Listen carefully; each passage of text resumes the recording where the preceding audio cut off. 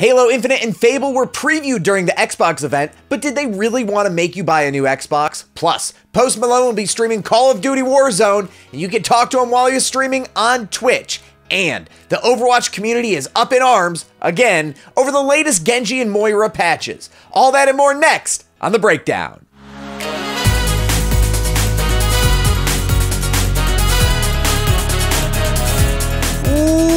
Welcome back to another week of esports and video game news. My name's Weirdbeard, and I would love it if you could hit that subscribe button down below. And if you're feeling extra wonderful, also hit that notification bell so you can get a new heads up every time we put out brand new content. The Breakdown goes live Monday, Wednesday, and Fridays, and we post other content almost every other day. Now, let's jump into the news.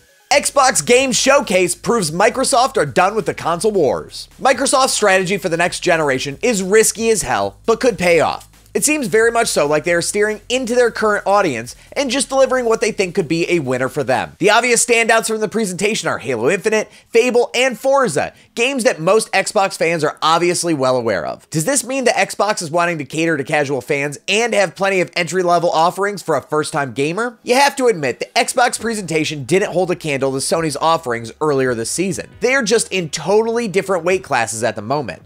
But come on, an open world Halo that has a grappling hook in it, that's gotta be a signal that Microsoft are telling themselves that they just can't win by outgaming Sony here. When you really get into the meat of it, the two consoles are incredibly similar. They both use that word, teraflops, they both have outrageous specs that make them essentially PCs at this point, and they are both moving towards this being the last iteration of consoles that have physical disk drives. But the one thing that is different between the two of them, and the thing that I've said from the beginning that will set them apart, is the games. Consumers literally only care about one thing, and that's what games will be available, and am I able to play them with my friends? Hell, even Fable looked really, really good, and I was excited to see the hype train pick up on that trailer. But is that what is going to outsell games that have been confirmed for Sony so far, like the new Ratchet & Clank, Assassin's Creed Valhalla, Deathloop, Far Cry 6, and so many more?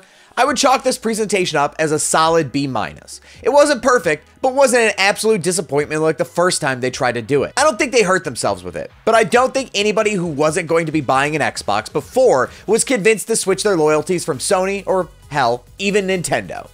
Malone to stream Warzone tonight on Twitch. My boy Posty is back, and he'll be taking over Twitch tonight in conjunction with HyperX to stream Call of Duty Warzone, and you can catch his hacked stream fairly easily. The entire hacked series is meant to be able to bring Twitch viewers closer to hang out with the largest stars in the world, and this is the first one to be launched by HyperX. Remember, Malone is no stranger to gaming, as he has streamed plenty of PUBG before and has given interviews in the past saying he loves a good battle royale and is even a huge fan of Shroud. Me too, Post. Me too. Wow, thank you, sir. God bless you. Thank you, sir. Oh, what the f? God damn it. This guy was giving me very kind words in the chat, and then I fucking died. Do you want to be able to speak with Malone directly? All you have to do is have a Twitch account, and you're in there. It all goes live at 9 p.m. EST on the official HyperX Twitch channel, which I'll link in the description below. Overwatch community outraged over Moira's overpowered Fade rework. Overwatch players are livid after the game introduced a new batch of experimental changes to Moira in a July 23rd patch, with some claiming Fade has become the most broken ability in the game.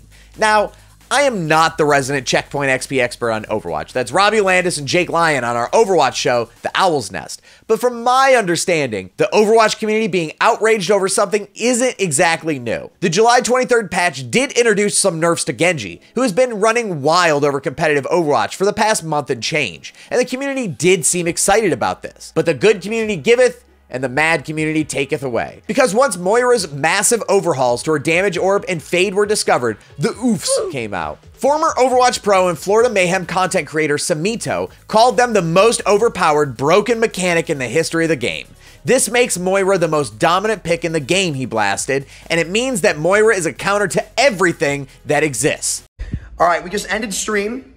Blizzard has implemented the most overpowered, broken mechanic in the history of the game. The new Moira changes, which allow Moira to apply the Fade effect to her team when she comes out of Fade, is hands down the most broken thing they've ever put in the game. This makes Moira meta, not only meta, but the most dominant pick in the game. Because what it essentially does is it means that Moira is an absolute counter to everything in the game. The game is no longer about how well you use your abilities, because you can walk out of a grab dragon, you can walk out of stuns, you can walk out of everything in the game. You cleanse nades.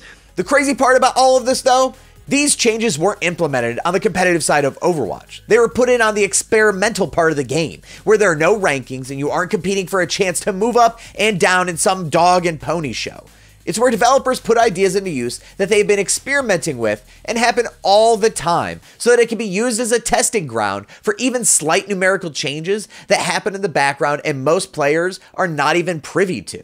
Long story short, this is all people getting worked up over stuff that won't be affecting pros or competitive play anytime soon, if it does ever at all. The Overwatch community seems to be one that is always so on edge about any changes that happen to their game, as they probably should be, but also continually complain about how boring the GOATS meta was, and how they are always looking for other things to be changed. I just don't know what will it take to make an Overwatch fan happy in 2020.